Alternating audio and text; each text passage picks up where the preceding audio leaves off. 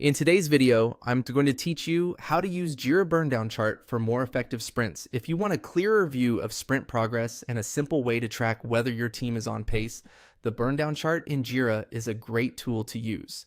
It helps you visualize how much work remains in a sprint over time, so you can quickly spot whether work is moving steadily or if things are starting to slip.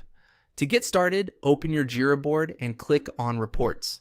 This is where Jira collects the built-in reporting tools for your board, including sprint performance and progress views. If you're already working inside a Scrum board, this section is usually the fastest place to find the Burndown chart. Once you're in Reports, click on More Reports. This will expand the available reporting options and help you access reports beyond the default overview.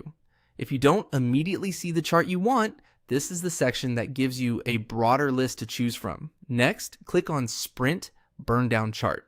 This opens the report that shows how your remaining work changes throughout the sprint.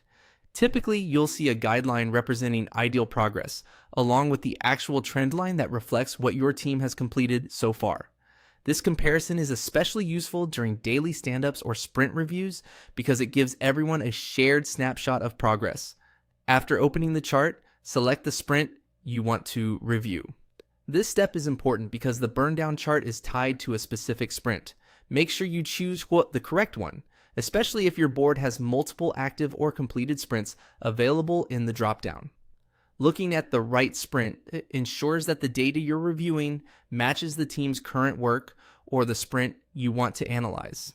Then, select the estimation field. This tells Jira what type of measurement to use on the Burndown chart. Depending on how your team plans work, this might be story points, time estimates, or another estimation method configured in your project. Choosing the correct field matters because it affects how the chart represents remaining effort. For example, if your team tracks work in story points, selecting that field will make the chart far more meaningful than using a different metric.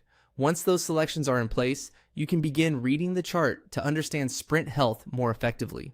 Use it to monitor progress, identify unexpected scope changes, and support better sprint planning over time. The more consistently your team updates issues during the sprint, the more accurate and useful this chart will be.